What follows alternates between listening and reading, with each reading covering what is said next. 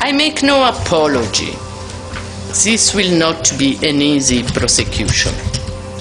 It is a prosecution, frankly, that some did not want to see brought, and that few supported by the cooperation at both international and local level. In the very, very beginning of our investigations, when we went into Kosovo in June of 1999, the Kosovo forces, particularly the KLA, were being hailed as heroes and fighters. When we actually started our investigation, the Kosovo authorities then started to backtrack on that, to say, well, he really wasn't such an important person and he really didn't play such a big part, and the KLA really wasn't an army. We probably became more focused on the crimes of the KLA after the conflict had occurred, and we were actually working in the field in Kosovo. And we were getting reports of crimes that had occurred, not only by the KLA, but by the newly formed Kosovo Protection Force, which was the police, but particularly from June, probably up until August or September of 1999. And we determined that we probably didn't have a mandate for that, but we still collected the evidence to pass on that information to UNMIK. But again, as a result of doing those investigations, we also found out that there were crimes that had occurred during the conflict where we did have a mandate that had occurred that had been committed by the KLA.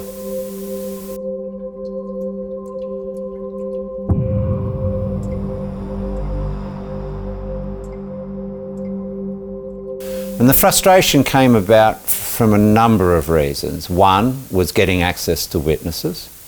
One was getting access to documentation. And third, to get access to insider witnesses and to get the assistance of the outside world, if I can put it that, like we had got in the investigation in relation to the Serbs.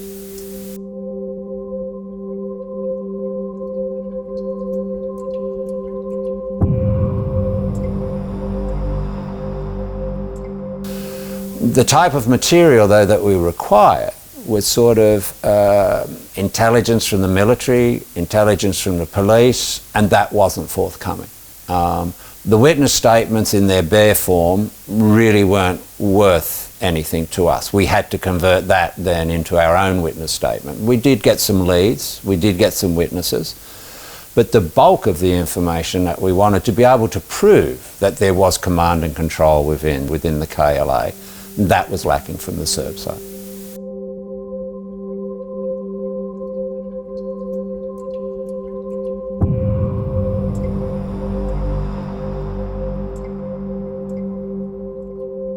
When we first interviewed them, they were more than willing to speak to us, more than willing to tell us what was occurring, what occurred on the ground, how there was a unified structure, what the reporting conditions were, but then they backtracked on that. As we got further and further into our investigation, and it looked as though we were progressing the investigation, witnesses of that type started to backtrack on their information.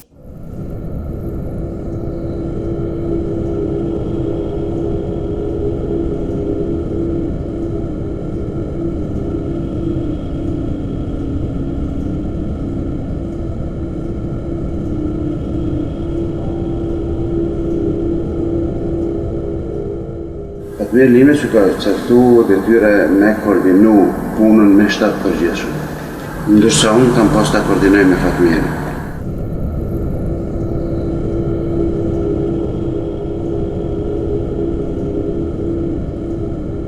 It's true, isn't it, that Fatmir Limaj was assigned the task of coordinating work with the General Staff? That's true, isn't it?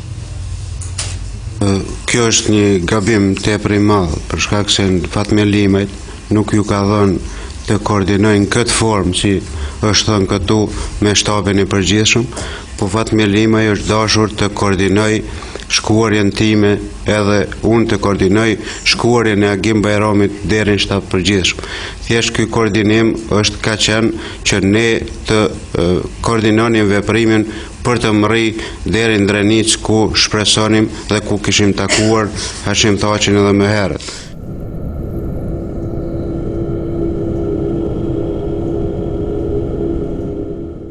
Where was the general headquarters for the area that we can now call it the Pastrik operational zone?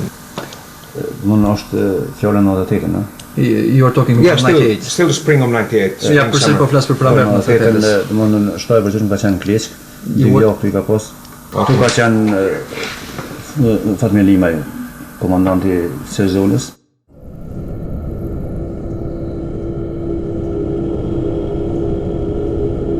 Sir, now that you've had an opportunity to hear it again, would you agree with me that the interpreter says that we're talking about the spring of 98 and you then volunteer that the General Staff was in Klečka and that Fatmir Limaj was there, the commander of this zone? You would agree with me, wouldn't you? Nuk kem përqendruar aq fort për në pranverën e 98-s, kryesorën vitin 98 janë bërë shumë ndryshime.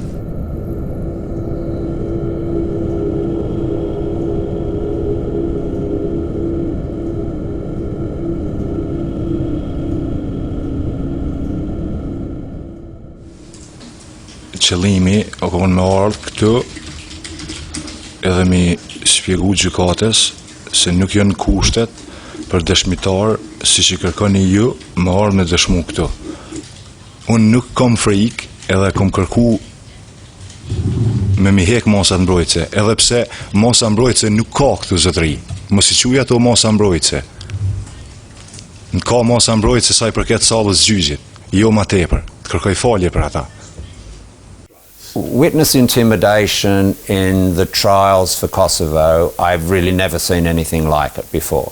I was a policeman for 20 years and I've worked here for 23 years and I have never seen the intimidation like it. It was really quite frightening. And I'm not linking that to any individuals or any organisation, but just the fear that was engendered in the society. I've not seen any, even in organised crime, I've never seen anything like it.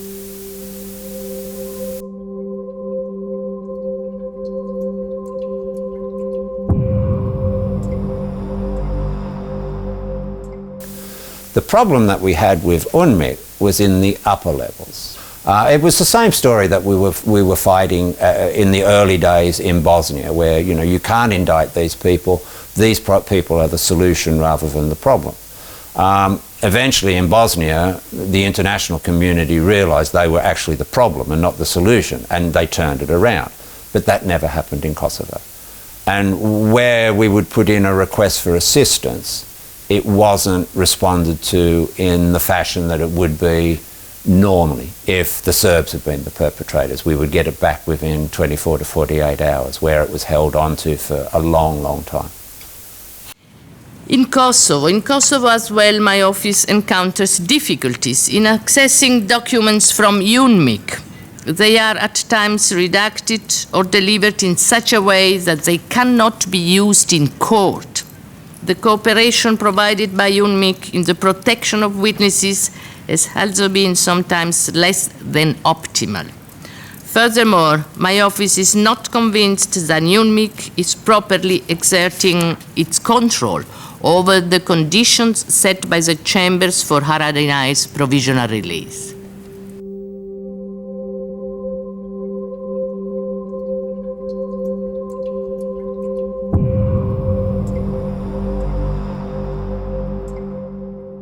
Prosecutor Del Ponte wrote some fairly forceful letters in relation to the number 1 and the number 2 of UNMIK, both of them combined, that there were, in her view, protection of some of the senior officials, including Haradinaj in Kosovo, and they were in essence untouchable.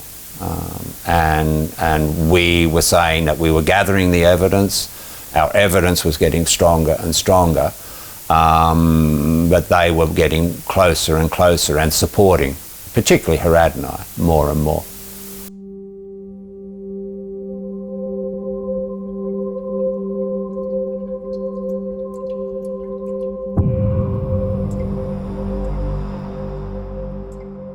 The proof that Prosecutor Del Ponte is correct was that there was no doubt in the trial chamber's mind that the crimes occurred. The problem that the trial chamber had was the linkage of the accused to those crimes. And that's where we had our problems. And the linkage evidence that we wanted to call was the evidence of the insider witnesses and the witnesses that we were having trouble with. That was the problem we had. The crime base, the trial chamber said the crimes were committed, basically. It was the linkage evidence that was missing, that we couldn't convict them of.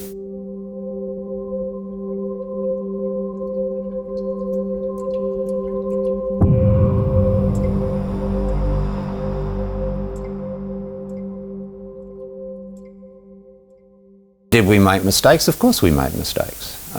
We made probably a lot of mistakes.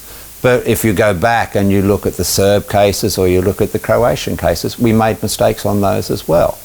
It's just that everything with the Kosovo investigations, it all starts to add up. If the OTP made mistakes on, say, a Srebrenica investigation, because the evidence was so overwhelming that one or two things that went wrong during the trial process, you could handle that during the trial process. But when most things went wrong in the Kosovo trials, that's what made it so difficult.